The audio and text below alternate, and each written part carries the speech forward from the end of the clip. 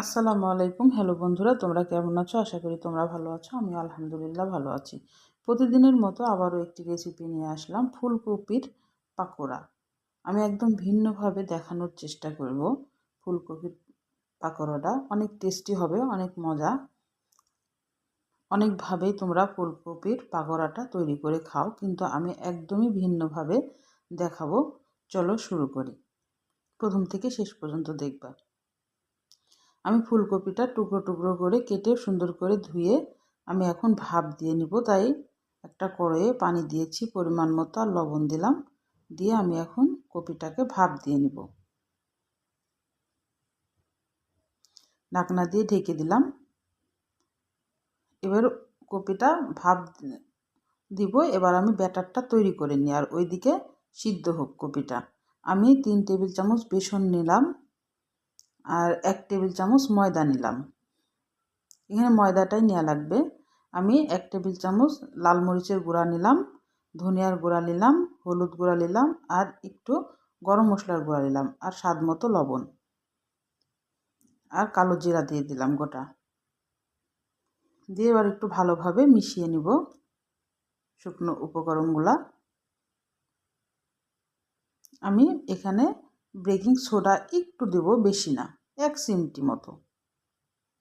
এটা না দিলেও চলে, আমি দিলাম। তোমাদের প্রয়োজন হলে দিবা, না হলে না দিবা। দিলে একটু বেশি ভালো হয়। আমি এবার অল্প অল্প করে ঠান্ডা পানি দিয়ে ব্যাটারটাকে তৈরি করে নেব। ফুলকপির পাকোড়া তো অনেকভাবেই তোমরা খেয়েছো, এইভাবে একবার তৈরি করে খেয়ে দেখো, অনেক মজা। সস দিয়েও খুব ভালো লাগে, ভাতের সঙ্গেও ভালো লাগে এই পাকোড়াটা। আমি অল্প অল্প পানি দিয়ে ব্যাটারটাকে তৈরি করে নেব। ভালোভাবে এটা ফেটাইতে হবে।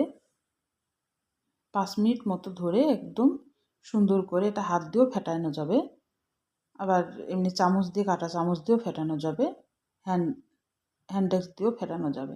যেটা দিয়ে হয় ফেটাইতে পারো। এই যে আমি 5 মিনিট ধরে ফেটাই নিলাম। আমি তোমাদের ঘনত্বটা দেখাই দিলাম। এবার আমি ঢাকনা দিয়ে রেখে দিব।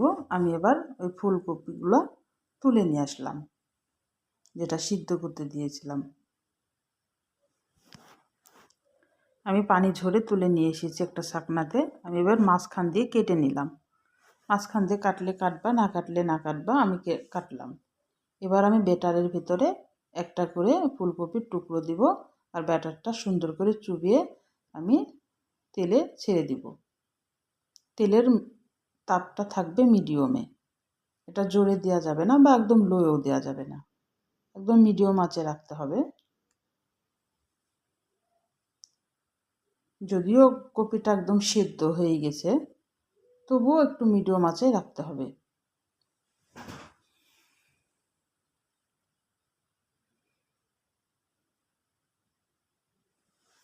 আমি যে প্রসেসিংয়ে পাকোড়াটা তৈরি করলাম, একবার তৈরি করে খেয়ে দেখো, অনেক মজা লাগবে। আমি একদম লাল করে সুন্দর করে ভেজে নেব। যে আমার এক ব্যাচ ভাজা হয়ে গেছে। দেখো কালারটা কত সুন্দর আসছে, আর অনেক সুন্দর হয়েছে। খাইতেও কিন্তু অনেক মজা হয়েছিল।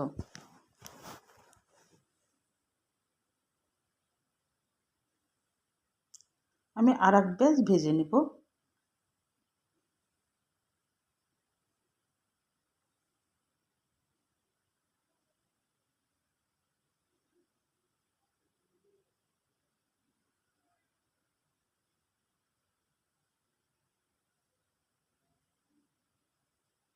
পাকোড়া তো অনেকভাবেই খাওয়া যায়, বিভিন্নভাবে বিভিন্ন ধরনের করে রেসিপি করা যায় ফুলকপির এই পাকোড়া, ফুলকপির চপ। কিন্তু এইভাবে একবার করে খেয়েও তোমরা, দিয়ে আমাকে একটা কমেন্ট করে জানাতে পারো যে আসলে কেমন হয়েছিল। আর আমার রান্নাগুলোর যদি কোনো অংশ তোমাদের ভালো লাগে, প্লিজ আমার চ্যানেলটাকে সাবস্ক্রাইব করে দিও, আর লাইক করো, কমেন্ট করো, শেয়ার করে দিও। তোমাদের একটা কমেন্ট, একটা লাইক আমাকে অনেক উৎসাহ করে। তোমাদের কমেন্টগুলো আমার পড়তে খুবই ভালো লাগে। কমেন্ট যখন করো আমার কাজের প্রতি আরও আগ্রহ বেড়ে যায়। তো আজকের মতো বিদায় নিচ্ছি। তোমরা সুস্থ থাকবা, ভালো থাকবা, পরিবারের খেয়াল রাখবা। আল্লাহ হাফেজ।